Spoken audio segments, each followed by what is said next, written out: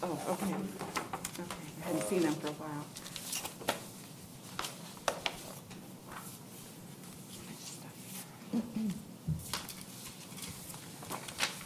You ready? Good evening, everyone. This is a meeting of the Planning and Zoning Board for the Village of Tequesta. Today is December 17th. We'll call the meeting to order at 5:31. Lance, may I have a roll call, please? Janet Strand, Here. Steve Egan, Elizabeth Shower, Here. Ashley Warren, Elizabeth Dasher, Here. Teresa Maggio, Here. Margaret Wilson, Molly Young. Here. Thank you, Lance. Board, I will ask you for an approval of tonight's agenda. I will make a motion to approve the agenda. I'll second it. All in favor? Aye. Any opposed? Motion passes. And next item on our agenda is the approval of the meeting outstanding minutes. Has everyone had a chance to review the minutes in their packages? Yep. May I have a motion to move forward? I'll make a motion to approve the previous minutes. I'll second the motion. All in favor? Aye. Any opposed? Okay, motion passes. I'll turn it over to you. Do you want to If read the item in? Ex parte? Yeah, do you want to read it in, the application number? Oh, and the- sure. And then Thank you want to do it? Okay. Yes, thank you. On tonight's agenda, we have an item, SPM 03-20, which is an application of the Royal Tequesta LLC for a site plan modification to build a two-story 69-unit fee simple townhomes and amenities in the R2 zoning district. The application includes a landscaping plan and a monument sign. The subject property is located at 746 US Highway 1 and 734 North US Highway 1, Tequesta, Florida. Thank you. Sir, as you know, you've been here many times, but this is a quasi judicial hearing. Can I swear you in? Can you raise your right hand? Do you swear affirm to tell the truth, the whole truth, and nothing but the truth, sir? Yes, I do. Thank you. And can you state your name for the record? I'm sure your face is familiar, but Troy Holloway. thank you. And I'll turn back to the Planning and Zoning Board and ask if there are any ex parte communications with regard to SPM 03-20 that need to be disclosed at this time. No. No. Thank you.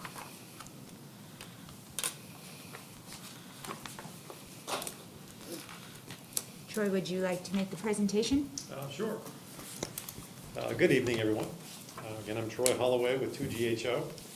We're here on behalf of our applicant, who's not here tonight, but Royal Tequesta LLC. Steve Cohen is unable to make it tonight. So anyway, we're here tonight requesting your approval for a minor site plan amendment. Along with this is three waivers. This is to the previously and currently approved 6.03 acre development of 69 condominiums with amenities known as the Reserve at Tequesta. The requested amendment is simply to allow the change from condominiums to a fee simple townhouse. I think most of you, I'm not sure, not all of you, but I think most of you saw this presentation about a year ago. And you're probably familiar with the site. That is the parcel there, surrounded in yellow. It's on the west side of US 1, abutting US 1, situated between Casa del Sol and the County Line Commercial Plaza. Just a brief project history. We came to council with a conceptual presentation a couple years ago, back in December of 2018. Since then, we changed the land use designation from commercial to medium density residential back in September of 2019. At the same time, we had the approval of the rezoning from general commercial to R2. The site plan was approved for the 69 unit condominiums in January of 2020. Just last month, we went to council and for a special exception for the approval of the planned residential development, or PRD. What's changed, I guess, between the currently approved plan and what we are talking about tonight, aside from the imaginary fee simple property lines that we proposed, there are no noticeable changes to the site plan or the development plans. The only changes or improvements that were made, we provided 2 additional doggy bag dispenser stations. We've added additional landscaping to the ends of the buildings, behind the back-to-back buildings, around the top lot, and beefed up some of the landscaping along US Highway 1 corridor there. We've added no additional units. We've added no additional pavement or impervious areas. There is no reduction at all in the green space, and no buildings have been enlarged or shifted. Now, from the current plan to the from the approved plan to this current plan. To answer some of your questions maybe of why this is so important for us to be fee simple versus condominium, there are a lot of reasons, and we've been working on this actually since about the week after we were approved back in January of 2020. We've been having a lot of conversations with the town, the staff, with our client, and a lot of back and forth, and we've been in this process now for several months anyhow. I think we submitted at one point to phase the project, so they eliminated the phasing, so it's kind of been a lot of back and forth. Fee simple townhomes within an HOA, they're much more marketable for initial buyers and for resale. Now, they have a much higher buyer demand. There's a much larger buyer pool with an HOA versus a condominium association or a COA. Mortgage lending restrictions are much less with an HOA. Insurance is less restrictive. HOA dues are significantly less with an HOA than a COA.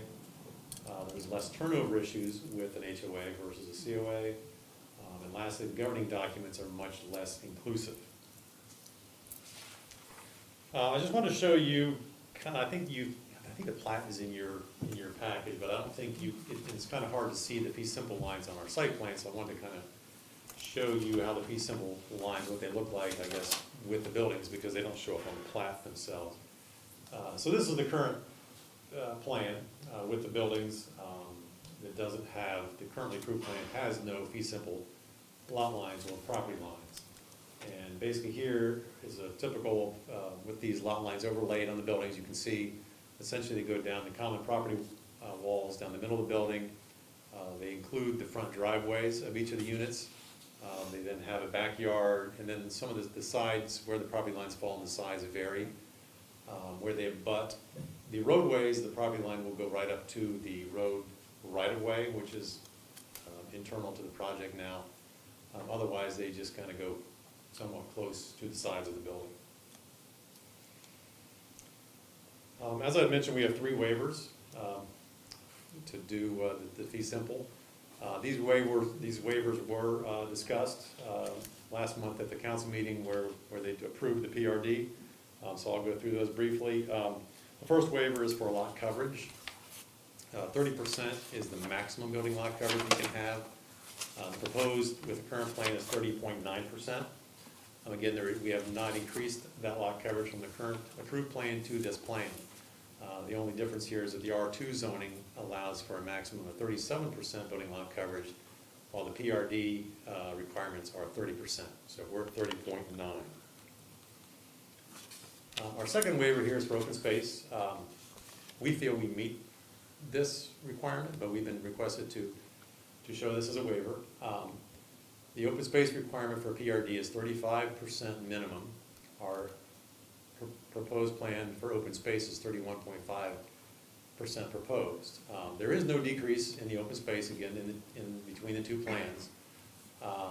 The difference here is the R2 zoning requires a minimum of 30% landscaped open space, while the PRD requires a minimum of 35% open space. Again, so our plan provides, we're showing at 31.5%. And I guess the reason I'm saying that we meet the open space, per the definition in your code, the open space, the way it reads, it says open space means that part of a lot, including courts or yards, which is open and unobstructed and is available for entry and use from its lowest level to the sky, and is available for entry and use by the occupants of the buildings on the premises, and may include space located and treated to enhance the amenity of the development by providing landscaping and or screening for the benefit of the occupants or neighboring areas. Open space may include water surfaces, that comprise not more than 10% of total open space. However, required parking shall not be computed as required open space. So essentially what that's saying, we conclude that we meet the open space requirement, because what that's saying per the definition essentially is that every horizontal plane on the site, minus the building lot coverage, and all required, or any required parking, which provides, so our site plan then provides an open space of 69.1%. That's what we had shown on our current plan. We have landscaped open space requirement and we have an open space requirement. So we show the open space is 69.1 per the definition, so. But we requested that waiver either way. Setbacks on the right-of-way is our third waiver. Required is 25-foot front and a 15-foot side corner. We have proposed 18 and 22 feet for the front setbacks. Again, that basically includes the driveway and or sidewalk on some of the units that front the building. And our side corner setbacks is 7.6 feet to, they kind of vary to 11.33 feet. Again, our setbacks, buildings have not shifted, our setbacks have not changed from the approved plan. Buildings have shifted or enlarged at all. The only change here is that the PRD requires a subdivision be done, and the subdivision requires that a right-of-way be provided. And once we've shown a right-of-way, now we have setbacks to that internal right-of-way through the project. And just to kind of read this is per your code. Deviations to the PRD regulations are permittable. As part of the review and approval process by the village council may modify such regulations for the PRD, provided the spirit and intent of this chapter are complied with in total development of the PRD. I just wanted to show you, I guess, how hard it is to see the difference between the approved plan, which is currently, which we just got an extension on, I think a couple weeks ago. So this is the currently approved plan, and this is the proposed plan. It's really hard to see the differences. I've kind of highlighted them so you can maybe see them. These are the areas where we increased the landscaping on the ends of every one of the buildings. We've added some additional landscape there between the back-to-back buildings as well. We've added some additional shade trees around the tot lot to provide some more shade around that tot lot area. And we've added some additional planting, a lot of additional planting in the southeast corner and here along the front buffer on US Highway 1. And then we've also got 5, it's kind of hard to see the little stars, they pop up there, but there are 5 doggy stations. Currently the plan has 3. We've added 2 more, so we've got plenty of doggy stations scattered throughout this community. With that, I'd be happy to take any questions. I also have, if you need me to, I can go through the old site plan presentation if you want me to. It's up to you all, otherwise I can answer any of your questions. Board, I'll open the floor. Does anybody have any questions? I do. You have the floor, Liz. But go ahead. I'm sorry. Go ahead, Molly. Why did the building height increase? I think it went up 9 inches, and basically that was essentially just from construction drawings being done. When they went from, and they did switch architects, and I think they went from wooden floors, they explained it to me, to a concrete floor. It's essentially what happens when they start getting into just the design of the building. Now that they've got the construction documents for the architectural is done. The floor, the distance between the floor, I think increased for the HVAC. It's really, no, I think the slope of the roof actually changed as well. Please, I would like to make some clarification. Could you, I can't hear you. Yes. I'm sorry. That's good, actually. I'm sorry, I can't read lips with the mask on. Thank you. Yes.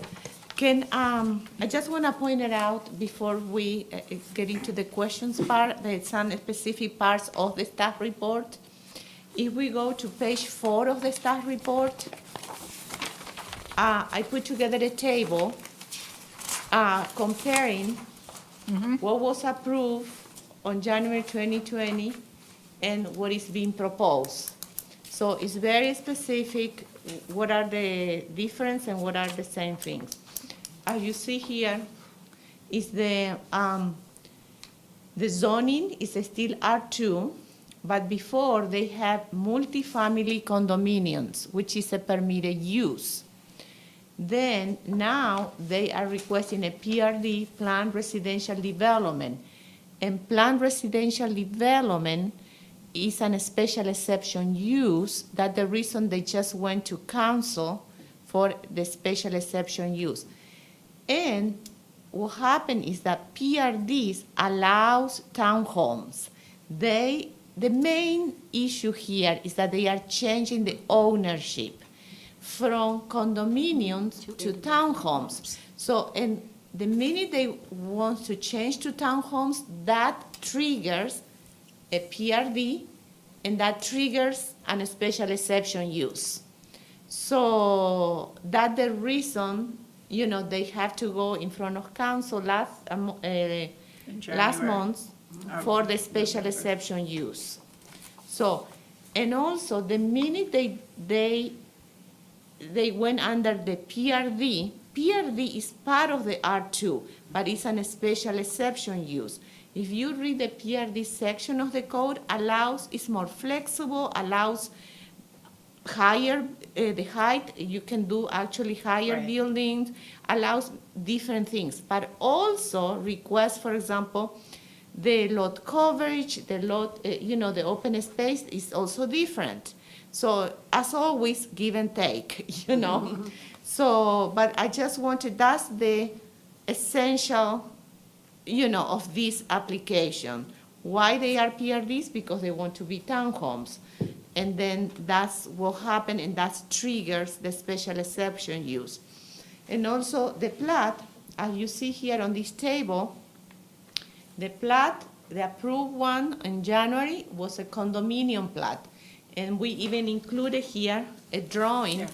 As a condominium plat, if you look at close, it's just the big boxes. Now, as a fee simple, they have division. They are smaller lots, basically. So that's also, and this is part of the ownership issue, I would say. So the difference, so the plat is different, the condominium and fee simple. The density is the same. Number of units is the same, no change. The height, yes, there is a small change from 26.9 to 27.6.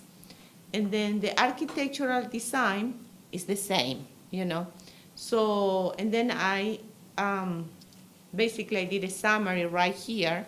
Underneath the table it says the previously approved development was platted as a condominium, and the proposed application will be platted as fee simple townhomes.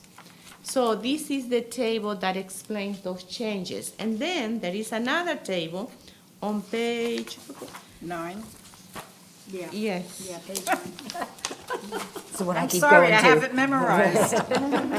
Well, the table on page 9 is the whole review, but there is one table that summarizes here it is, the Page waivers. On page 11. That's the long page that you mentioned, Liz. That's our usual table, but in this case we were very clear. What is the R2, the PRD, and then we put these yellow boxes so you can really see clearly where were the waivers. And then on this page 11 is where we specifically, the subtitle is waiver requested by the applicant. So, and we copy pasted the section of the code that is saying that the applicant can request waivers that need to be approved by council, but obviously it's a recommendation from this board also.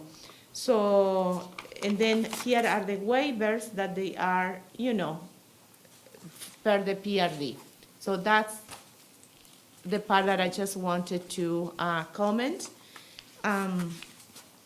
prior to the questions to the applicant. And then also, just to finalize, on the last page, final remarks, on page 14, staff is recommending conditions of approval. So that they are written here, which are the same basically than the one that used to be in January when it came in front of this board. it came in this front of the board, I think came in December actually, or last year, but it was approved by council in January. And then also, this is very, very important. I need to enter into the records the letter, and Lance has the copy for each of you, the traffic performance standards, TPS letter that was issued by the county December 17, today. We just received it this afternoon. So that the reason was not part of the staff report, but we received it this afternoon. And this is very important for the. Oh, here. This is very important. It has to be part of the package, you know. That was my question, you took it away. Okay, so that's the reason, yes, I just wanted to clarify all of this and provide this copy for your consideration. Thank you.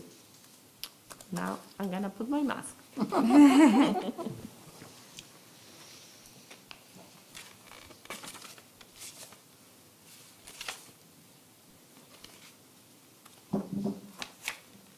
Madam Chair, I have a couple of questions. You have the floor, Liz. Okay. The assistant chief of police had requested that, he advised that a call box be put by the pool area and that there would be wiring for a camera system.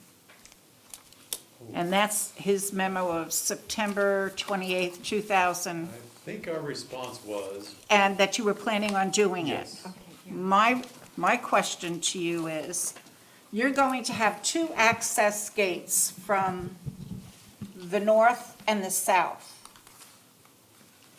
For people from your northern to walk through to the back so that they could go to county line and then to get back in to walk through.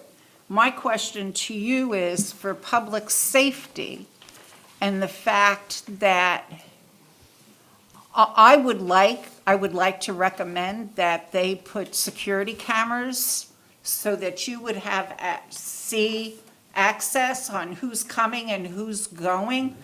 And the only reason why I'm saying that is theft. It helps the police.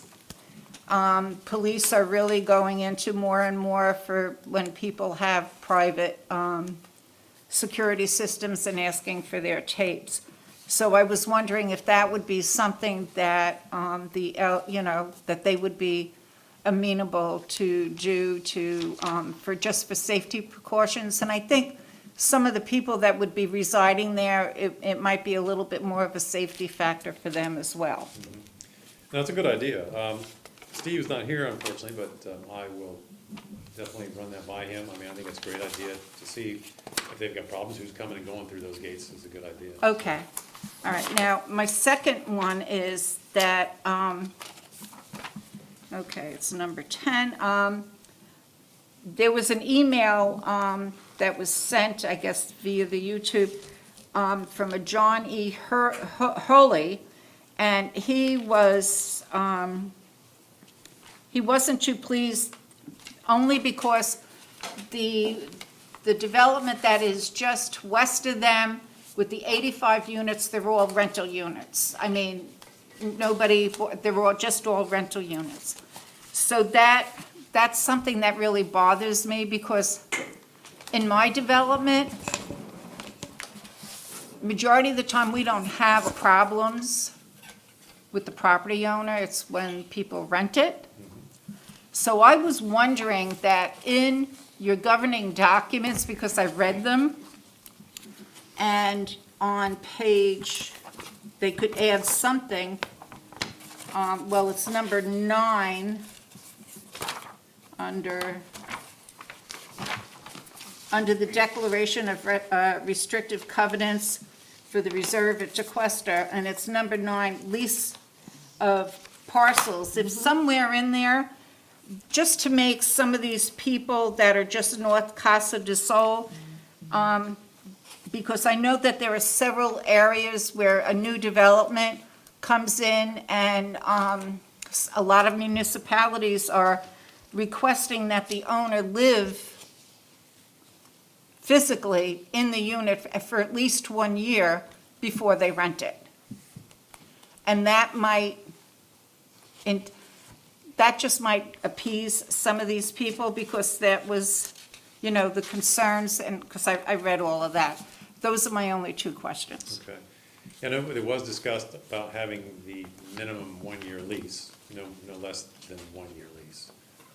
I think we talked about that at council. Well, this is for the property owner to physically live Yeah. on the property for 1 year, and then they can lease it. It's a deterrent to investors. Yeah, that you just know, wanna I use the mean- unit. Have to own it for a Bulk year. investors, right, bulk investors. I'd have to talk to him. I'm not sure how he'd react to that. Well, I don't know, but it's just a suggestion. I'm just throwing it out because I think that would appease some of the people. I mean, because I did read the questions and there was no answers, but I'm just asking. Thank you.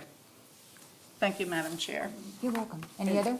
And I agree with Liz, but not even so much to appease the people at Casa del Sol, but the people that would be buying these units might appreciate it if you have to own the property for a year before renting it.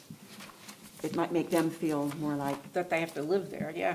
well, I mean, that they're gonna buy here and they're gonna have neighbors, not, investors. Sure. Right, bulk Purchasing. investors. Yeah, the problem is that Bulk people investors. invest in the property and then they rent it, and they never really live there. And what happens is it becomes an investment property rather than a residential community. It ends up, we had that in my own condominium, we had to change it, because investors just come along and then you have more tenants than you have owners, and that's not what you want. Yeah. It's Okay. actually beneficial to the community. Yeah, I would think to the purchasers it Yeah. would be a benefit, except if they're the investor. Oh, and just for curiosity, didn't some of these used to be 1-story? No, they were No, they've they always were been always 2. two-story. No, I they was were just all- thinking of someplace else. Yeah. I said, how nice. Oh, steps. Mr. Holloway, I have a question for you, just if you could explain it to me. I'm looking at for everybody else's benefit, I'm on page 9, side yard north. It's a 7.5 main and accessory structure.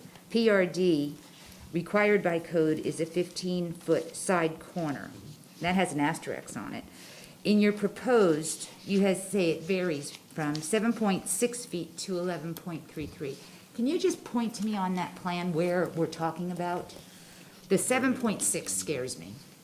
Right now, basically it's these end units right here. These 4-unit buildings. Okay, And it's these north sides of each of those. And that's what they are currently. It's basically anywhere from 7.6 to, basically those are all, I think, about 7.6 feet from the side of the building to the back of the curb. okay. And you feel that's adequate for turning radius as far as keeping the building itself safe? Yeah, And anybody yeah. walking in that area safe? Well, the sidewalk is on the others, there's no sidewalks against that building. The Okay. sidewalks are all across the street. On that side, So okay. you don't have people really, walking on the sidewalk that's Okay. staring into your windows. And there's plenty of room there for the backup space of anyone backing out of the driveway across the street. That's plenty. We have landscaping on the side of those buildings as well, so. Okay, It's only those 4 buildings. okay. Thank you.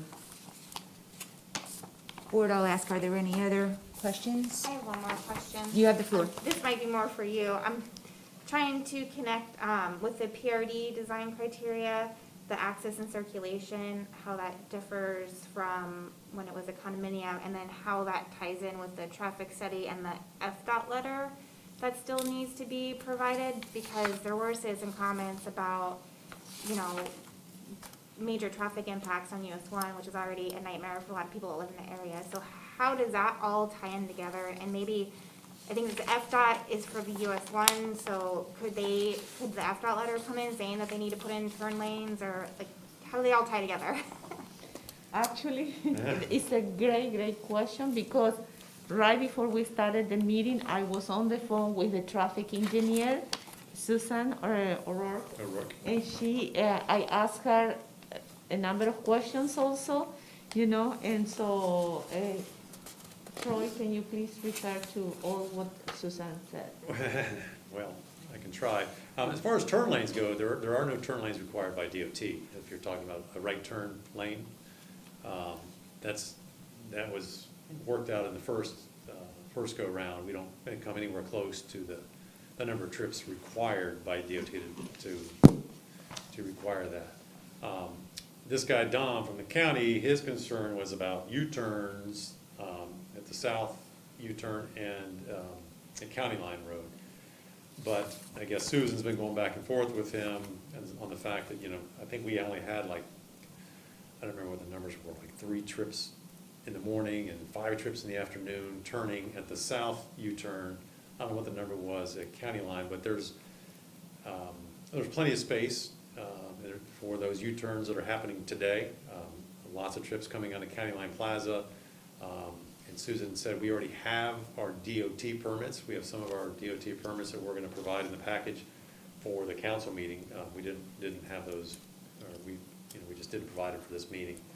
But essentially, DOT has permitted this. They've approved this, and the county was just kind of, I guess, just putting their word in. It's kind of is that kind of what Susan was saying? Well, I did ask, like I just mentioned before, I'm sorry. Okay, not a problem. Thank you, actually. So right before the meeting, I was talking with the traffic engineer, Susan, and I said, well, here the letter is very clearly an FDOT conceptual pre-approval letter must be provided for the driveways on US 1 based on the proposed land uses. So I said, where are those? And she said that they already have those. And then I said, that must be part of the package that will go in front of council. So they are going to provide those because it's important. We need to see those. And then, so that's what she specifically mentioned, that they already have the pre-approval from FDOT. So. And those, she also mentioned that those permits show the roadway as it's configured today, with the 2 lanes and the buffered bike lanes. And that was a concern from this gentleman here in Palm Beach County, that we didn't have the room to make the U-turns, but they've been permitted, and it's DOT's road, and it was permitted with that bike lane. The other question that I had for the traffic engineer, Susan, I said, why, if this is an FDOT road, why the county is asking those questions? And she said that that's their standard letter that they send. So because this is a Florida DOT road, US 1. So, and that's the reason they need to provide the approval letter, from FDOT. So you will provide that before this go to council? Absolutely. Okay. And then I do believe this was spoken about a year ago, and I cannot remember. Where is the school bus stopping? Is it pulling within the property, or is it stopping on US 1? The school bus, if they stop here, it will be on US 1. They don't like to come into Yeah. projects, and they will stop. Yeah, that was the question, but that's a county issue, right? Yeah. Yeah. The school buses usually stop on US 1 Yeah, they do. for all of those students, yeah. And they also provided a letter from the school district. Yes. That we included also on the staff report, so the SCAT letter.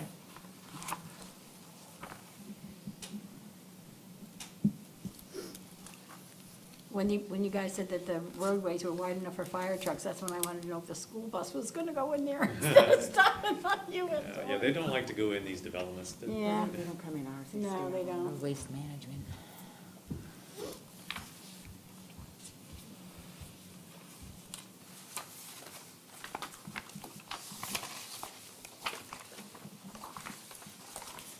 Any other questions, board?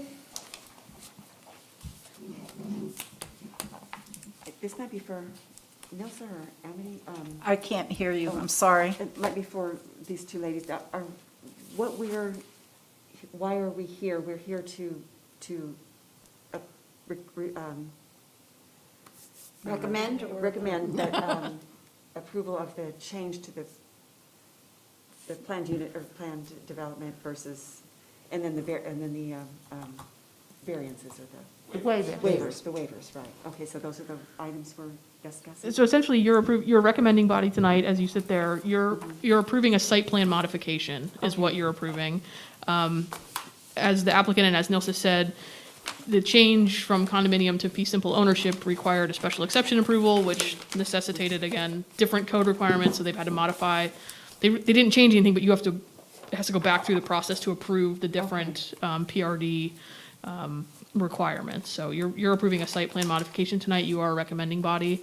This will move on to council for final approval. Okay. And the site plan modification includes the waivers. Yes, and that, I guess, before, it sounds like we're getting kind of to the end of or board discussion, excuse me. You should be aware that the waivers that Nilsa pointed out in this, there are 3 of them total, the open space requirement, the lot coverage, and also the setbacks. Should you recommend approval tonight, you would be recommending approval of those waivers. Village Council has the ultimate authority to grant them, but you would be recommending that those carry forward because those are depicted in the application before you tonight. The other thing, if we could, Nilsa, if you could read the conditions of approval into the record, Yes. that way when we get to the point of motioning, whoever makes the motion, should it be for approval, you do not have to read them. You can just say as read by staff. Okay. And they're, as Nilsa said, they're identical to the ones that were previously imposed when the original site plan came through. The only difference is 2 words were changed in the first one regarding the HOA documents because the previous language spoke to condominium association. This just speaks to homeowners association. So if you want to read those, Nilsa. Yeah, but also it's the free simple townhomes, it's, right? That's part of it. Yeah, that's the change to the application. That's not a Yes. change to the conditions, though. The condition language is Okay, identical. and then how do we make it part, this is my question. Security camera? And then to see if they could change the governing documents or make a recommendation for them to, On the rentals. for To require- the homeowner, when they purchase it, that they have to live there for at least a year before they Or rent. own it for a year. Own it for a year. Or, well, No, live there. they should really live there for a year. Domicile. I mean, there are people that will buy it and not live there. But they might be from New York and just be here for, That's fine. oh, okay. Oh, as long as they I own it, you know. I have friends that have Yes. bought in areas where it's recommended that they live there for 1 year. Nobody's ever lived in there. They've never lived in there. But they had it vacant, but they were still able to rent it after 1 year. So, and it was because they didn't say that they physically had to live there. So the one legal comment I have to make, this continues to go off. I'm sorry. The battery might be low. The one legal comment that I have to make about ownership is the village doesn't control ownership. We can't mandate that the applicant do this, that, or the other Okay. in their governing documents. We can certainly, you as this board can recommend, usually that's a negotiation, a discussion with an applicant. We, just like in a single-family neighborhood, we don't say you can't Yeah. rent your home. Local governments don't control ownership. We do have the authority to review the HOA documents and the condo documents, depending on what the development is, but you tonight certainly could make a recommendation that the council discuss that further with the applicant, but actual mandates on ownership and restrictions is not, we can't go that far. Well, no, just to have the council bring that to their attention, You certainly could, as part of your... recommendation. Yeah, you certainly could make that recommendation, as you could as well with the security cameras, if that's, Okay. if that can be made as part of your motion. I just wanted to make sure that we got the 3 long ones so that Your battery's going, it's fine. you all didn't have to read all of that lengthy language into the Okay. record. Okay.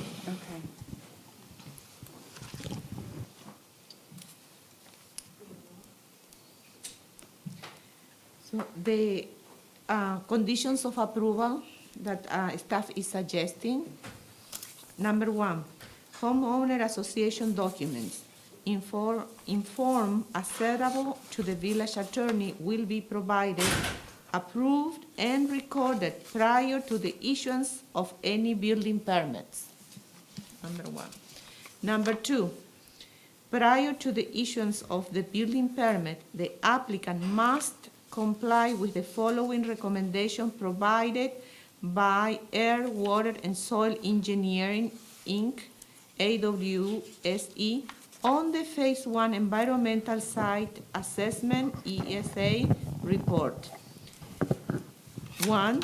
AWSE recommends the proper abandonment of the former domestic water supply well on the 734 North US Highway 1 parcel and removal of the abandoned septic tank. Second, AWSE recommends that the U.S. Geological Survey's salinity monitor well, PEB 872, be located on the 746 North U.S. Highway 1 parcel, and the U.S. Geological Survey notify of the redevelopment of the property with respect to their well location. These two conditions were part of that study.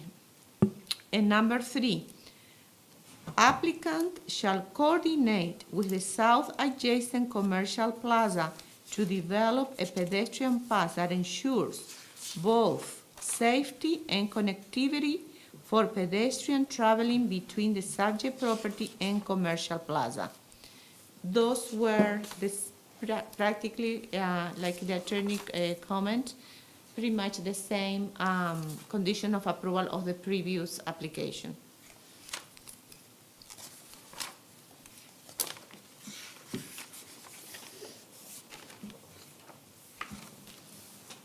And board, I'll ask, how do you want to proceed?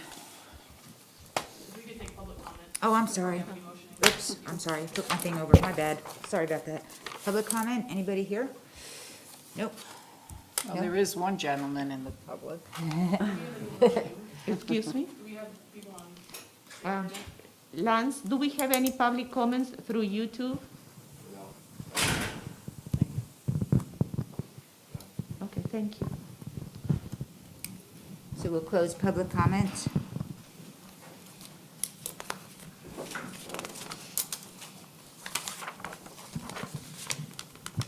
And so, as I said, Nilsa has read those 3 conditions. If there are others, you are certainly, as this board, able to add conditions that are reasonably related and proportional to the request being made. But for those 3, you can just say those 3 conditions stated by Nilsa, and then add whatever else you need to any motions that you make. I would like to, I agree with everything as far as the motion that Nelsa had read in the comments, but for the council to discuss the security cameras and possibly the governing documents of ownership. And with that, I would like to make a recommendation to approve. So just so the record is clear, your motion is to recommend approval with the 3 stated staff conditions, as well as a 4th Yes. condition whereby the council would discuss the security camera issue as well as The HOA governing documents. documents, yes. I just have one question to clarify. The security cameras that the board is recommending, there will be on the pedestrian pathway by the Casa del Sol and by the County Line Plaza, Yes, on both pedestrian access? Yes. Okay, north and south. Yes. yes. Thank you. You're welcome. I think that will be beneficial for in the future. Not that I'm looking for anything, you know, I'm just being the devil's advocate here, sorry. A question, did you, part of your motion, did you include the rental? Yes, I Okay, did, okay. governing documents. Okay, all right. I second the motion, including what Liz Okay. has added. Lance, can we have a roll call? Janet Strand, Yes. Elizabeth Shower, Yes, Leslie Dasher, Yes?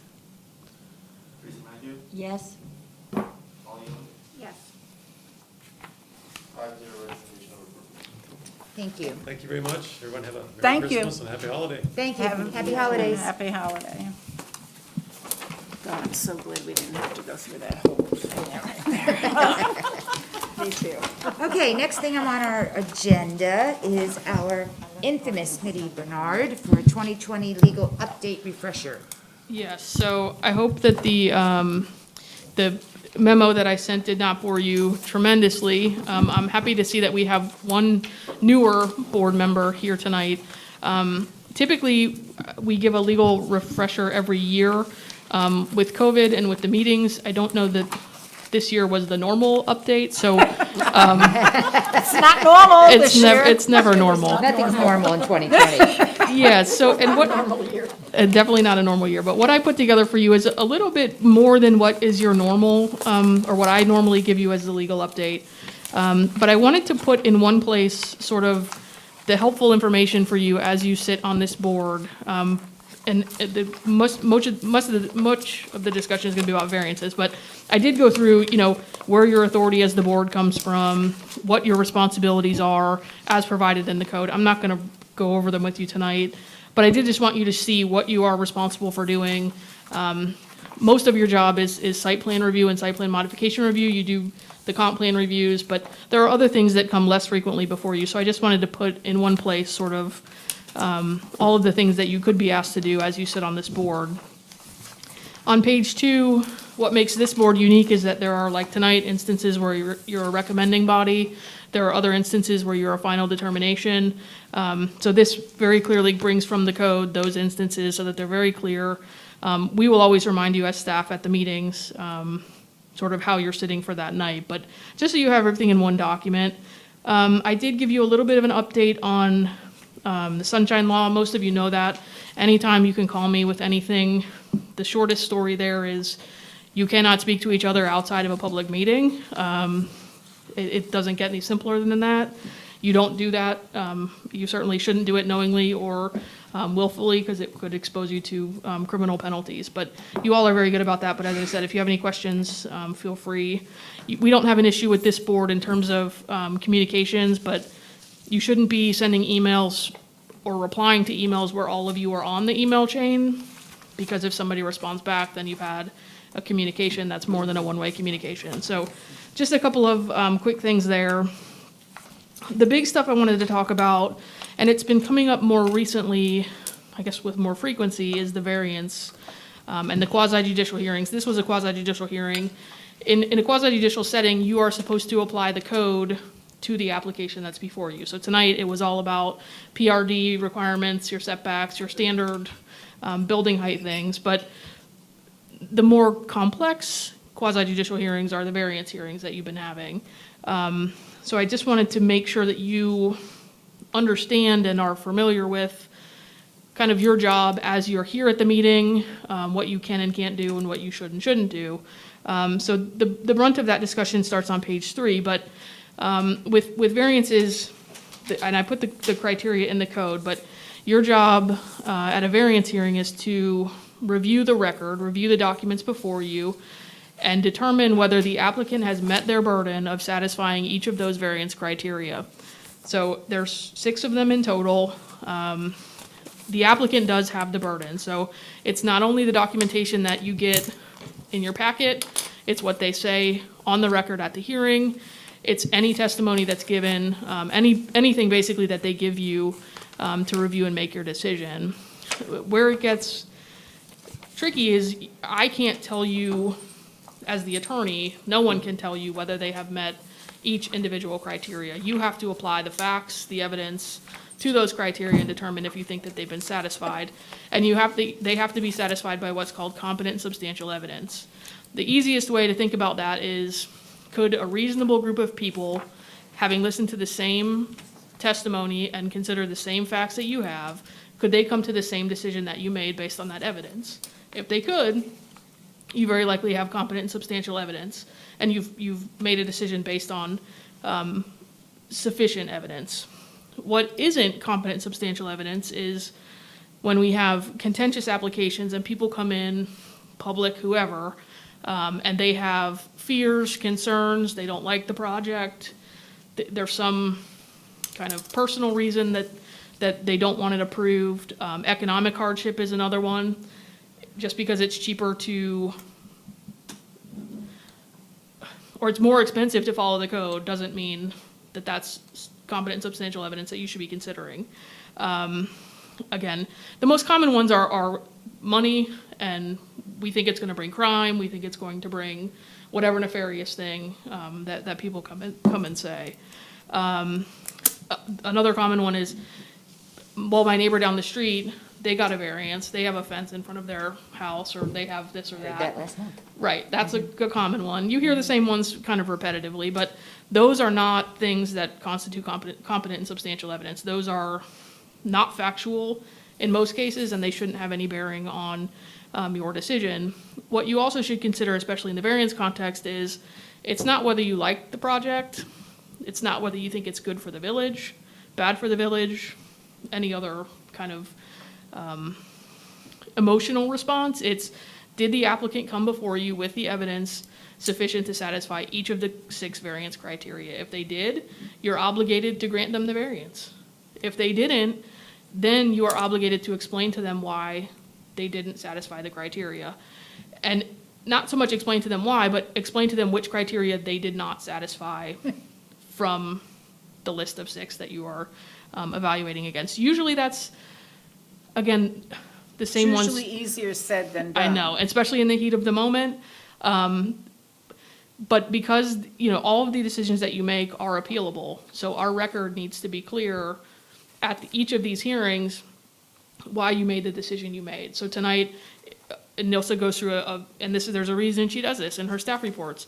She puts tables together that say compliant, compliant, compliant, Great compliant. help, by the way. Because you are to evaluate applications based on the code criteria. So if it says you have to have a 15-foot setback, and Nilsa says compliant, that means you're good.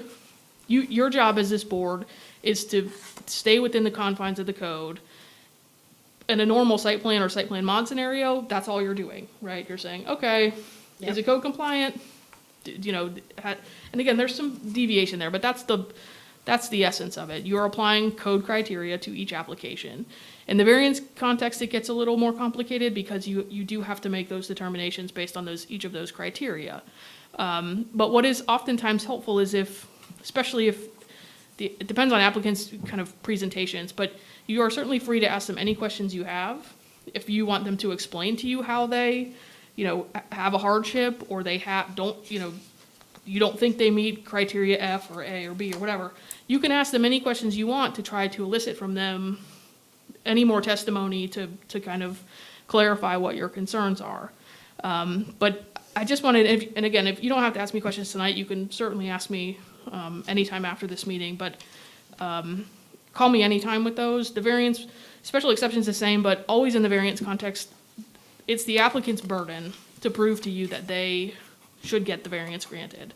And variances are not It easy. should be specific to only that property, is that Exactly. correct? That is absolutely Yeah. correct. It only has to do with that particular piece of land, whatever the variance is that they're requesting. Whether there have been 14 million variances granted on the same street for the exact same thing, doesn't matter. It's irrelevant. It only matters what is before you on that property. Have they met each of the criteria for the particular thing that they're requesting? What has been done 3 blocks Prior. over, 30 years ago, that has doesn't no matter. bearing on your Right. decision. So if you have any questions, I'm happy to answer them now, but you can call me anytime. There have been a kind of more frequent variance applications, so I just wanted to make sure that I gave you material that would help kind of guide the discussion. But I guess my most important thing to tell you is that the burden is on the applicant. So when we're here at a meeting and you have a variance applicant before you, if you don't understand how they've met any one of them, and they all write up the justifications and they all have paperwork that tries to help you through that, but feel free to question them, feel free to have them further explain, so that you get the satisfaction that you think you need to make the decision that you're making. With variances, it is, as I said, important to, in the event of a denial, to make very clear which criteria haven't been met, if there's more than one, just so that our record is clear in the event of an appeal. And the applicant, to be honest, they have a right to understand why, in any scenario, when you're denying somebody, it should be clear why they haven't met their burden. I have a comment. Usually on the first criteria, What page are you on? page 3, at the bottom, Okay. it says, A, special conditions and circumstances exist which are peculiar to the land, structure, or building involved. So those are the hardship, the hardships needs to be related to the land, to the structure or building involved, which are not applicable to the other lands. Because in my experience, the applicants mention hardship, but they can mention anything and everything.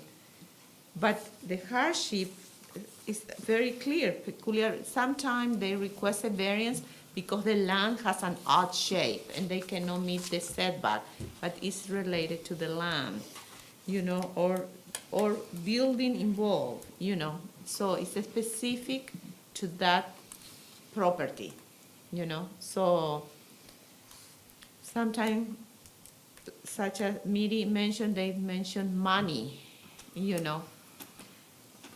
They need to be related to these items. Yeah, and remember, when somebody is asking for a variance, they're asking to develop land in a way that is contrary to the village code. So that's why there's an additional burden for them to satisfy, because the village has set its code and we say, we want this setback, or we want this many trees, or we want whatever the code thing is, the code requirement is. So they're not just coming to you and saying, well, we want something that is consistent with the code. They're saying, we want something that goes above and beyond what your code already allows. So they have an additional burden to come to you and say, here's why I need this variance, and here's how I meet your codified criteria to be granted a variance. And the reality is, variances should be hard to get, because again, everybody else in the village is conforming to the village code, except those who are getting variances. And there should be a peculiarity with regard to the land. It should be a, gourd-shaped property and they can't possibly meet the setbacks, or there should be some unique thing, there should be some, something peculiar. It just shouldn't be, I have a standard sized lot, I want a fence in front of my house. There's gotta be a reason, right? Otherwise, if the village wasn't concerned about it, the code would allow for whatever the thing that they're asking for a variance is. So just remember that a variance, the severity of the process is there for a reason, because it's going against and it's contrary to what the village code has been designed to allow for. But Another comment, yeah, go ahead. and actually, lately we have been having variances after the fact. As you recall, Last month. the Last setback. month. Yeah, last month. Well, last month, and also this year, remember the garage. The The Contra- garage and yeah, the carport. the I didn't- garage. Yeah, I didn't realize that they didn't get any permits for that. I can't hear you. What? Oh, I'm sorry. I said it was the garage with the carport. Yes. So, and that's the reason on the staff report, and I'm so glad this is a truly good board. We put it very clearly there on the staff report if they did or they did not get a permit, because the process is they should, if they would have asked for a permit, at that point we could have said, no, you don't meet the code, you cannot build this. And then maybe they will still come for a variant, but that will be completely They different shouldn't be asking for than forgiveness after after the that. That's what fact. it is. Yeah. They already do it, and then they say, And then they, oh, oops. asking for forgiveness. So, Well, I don't know and- if you have any comment. No, that's a good point, and one of the other important criteria for variance is that it's something that is not the result of the applicant. So you've had a few in recent memory that have very clearly been something that the applicant did. Something that doesn't result from the applicant should be, again, I bought a 1,000 square foot lot and the code requires me to have a 3,000 square foot lot. I didn't cause the lot to be platted that way. but I need a variance for that. Or like the easy setback example, my lot is a triangle size, and I can't have 4 side setbacks that meet the code. Another important criteria is that it needs to be the minimum variance required. It can't be what they want. It needs to be the minimum thing that is necessary for them to make reasonable use of their land. They don't have to make the best use of their land, they have to make reasonable use of their land. So, variance law is a nuanced thing, and we don't have to go quite down that rabbit hole tonight, right before Christmas. But the criteria are important, and, when you're reviewing these variance applications, be sure, I would recommend that you go methodically through each one of them and read their responses and hear what they have to say at the hearings. But variances, there's a reason the process is a bit more burdensome, because they're asking for something that the code doesn't allow. So with that, I'll answer any questions. There's a little bit of extra just tidbit stuff, public records, your ethics stuff, voting. None of that's usually an issue here, but if you have any questions, I'm always happy to answer them. Well, I've learned a lot by listening to Leslie when we do the variances, only because she's such a stickler. And you have the experience that Yeah. I don't have, and can't speak for anybody else. I think And, you denied most of I it. mean, it's just, and I have a problem when people come to us after the fact. Yeah, I you do know? too. Yeah. I Yeah, just, agreed. I just want to build it because it's nice, and then, hey, you just have to agree with what I have, but. Right, no. Yeah, so, and I appreciate that. It's just that when we're sitting here, and then you like, last month you kept saying, now Liz, be specific, and I'm like, okay, what is it? But last month is a good example to what you just said. I'll take this And off just so you can be hear me. careful not to go too far into any details, because I'm not sure, Oh, let's No, not no, talk well, specifically just about that one, but just generally, applying yes. What you were just explaining on how to consider it, to think about it, one of the things you said was, it's peculiar to the land, it's not imposed, and I think that's key. So thank you for saying well, that. that's the key to the whole thing, Yeah. and that's something that I Yeah. think that as we're sitting here as a governing board, that's something that we really need to remember, or somebody just put a little jot in somebody's head and say, okay, let's just remember when we're reviewing this is what, we need that little jolt. And, Please, all please, of, board members, also, when you are reading the staff report, Lance he does a great job delivering Yeah. on time, everything. So when you are reviewing you please, that Monday or Tuesday or Wednesday, if you have any doubt or you have any question, feel free to contact us. If you want to clarify something, it's,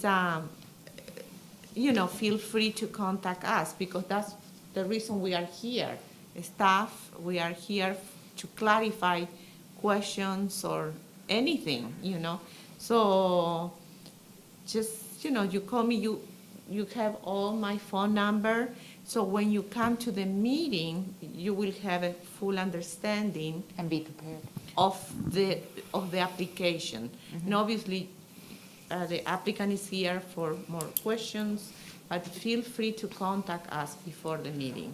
If the staff report wasn't clear enough or something, and just remember, if you do that, so the applicant in these quasi-judicial hearings, they have a right to have notice of a hearing, they have a right to be heard, which means they come here and Yes. they give their presentation, they cross-examine anybody who the witness, or the village puts on as witnesses.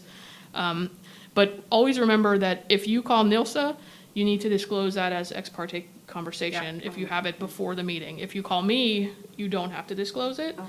But again, remember, part of the applicant's due process is that they have a right to know and contest any preconceived or pre-hearing discussions that occur. So if you call NILSA before the meeting and she tells you something, you need to disclose that at this meeting so that the applicant has a chance to respond, Rebuttal, rebut, right. whatever, right? Because that is something that they are allowed to do. That's clear communication. Yeah, but That's if you call me or if you speak with the village manager, which you would be unlikely to do, you don't have to disclose that as ex parte.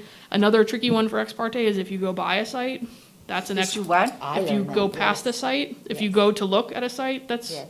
on an agenda, that you should disclose as ex Oh, parte. yeah, Oh, no. yeah, we always I do did that. want to ask, because being such a small town, some of these places I drive by every day, you know, so it's not really that I'm going If to. you didn't go there on To purpose, research, right, yeah. if you just went past it on your way home or on your way to the Yeah. store or to the, Yeah. pick up the dog or whatever, that you don't need to disclose. But if you got the application or the agenda and you said, oh, on tonight's agenda, we have 746 US Highway 1, and you drove over there just to see what it looked like, then you, and it's a minor disclosure, but the legal loophole is if you don't disclose it, then it's deemed to be prejudicial against the applicant. If you do disclose it, they have a right to hear what you've said, and then contest or rebut what you've said. So, but if you're just driving by generically, you don't need to disclose that. But if you walk to it and say, oh, I want to see what that generator or whatever that looks like, then you would need to say that.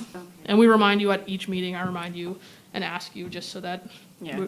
we prompt that. But those are the, you all do a good job as this board, so don't mistake tonight. I just wanted, because our normal legal update was not so normal, so I just wanted to.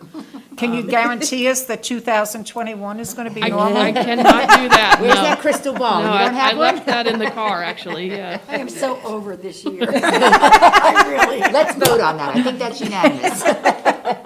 But you all know how to get in touch with me, so if you have any questions, I hope the memo is helpful as you go forward, and if Yeah, call I'm going anytime. to save it. Yeah, that's why I pulled it out, so I can keep it too. Yeah, call anytime, I'm happy to help. Definitely. Okay, staff comments. I just wanted to thank, first of all, Miri for putting together this memo, and, and because we were needing a refresher, all of us, including me. So, thank you so much for this. And then also, I want to thank to each of you, to each board member, this has been such a challenging year. I mean, look, we did Zoom meetings, we YouTube meetings, in-person meeting. So thank you so much, because this is essential for the village. This board, what you guys do is critical, is essential for the development of the village. So thank you so much. And I also want to thank Lance. He has been a shooter throughout this year, always putting things on time. We are a true team here, for making sure that the meeting is done properly and smooth, and then you have all the material, and including the applicants submitting today, very important letter, it's like, where is the letter? So, Well, I would like to say for me, you guys are top rate as yeah, far you as are. staff here, so Efficient. So kudos, efficient. Yeah, we are top rate. for immensely, because you guys read, you have good questions and things that, like the security cameras in this case, I mean, such a to the point, and it's so important. Sometimes the applicant will ask me things, I said, the board, read all the material, be prepared, be ready. So, and that's very important, that the applicant knows that they will be examined by this board, because we do the review and we put together the staff report, but it's up to a point, you know what I mean? And now the board has an authority, very, very important. So, thank you. I just would like to say, thank you all. I say it almost every email that I send, but Oh, yeah, you thank do. all. First thing, happy holidays and Merry Christmas. I'll send you Merry guys an email Christmas. as well for those that aren't here. If you noticed in your seats, the village actually provided Yes. volunteer, which you guys are volunteers, with a nice little goodie bag. Yeah. I don't very know if it's cool. for holidays particularly, but let's say it is. And that's pretty much it. That's all I have. Thank you. Very cool. Thank you, It Lance. was put together by the clerk office. Please. Oh, how nice. The clerk office did excellent Yeah, job. Lori did that once. Yeah, she's done that a couple of times. She's really good at this. The village, it takes the village, really. We are an amazing team here at the village. We all do our own little part, like a machine. But thank you. So does this mean, Lance, that we get packages like this more often? Because we're going to need this to. That's, I don't want to hold this meeting too long, but we can talk about that. All right, I'll open it to public comments. Anybody? We have no public. We'll close it to public comments. I'll make a motion to adjourn. I'll second it. All in favor? Aye. Thank you, everybody. Happy holidays.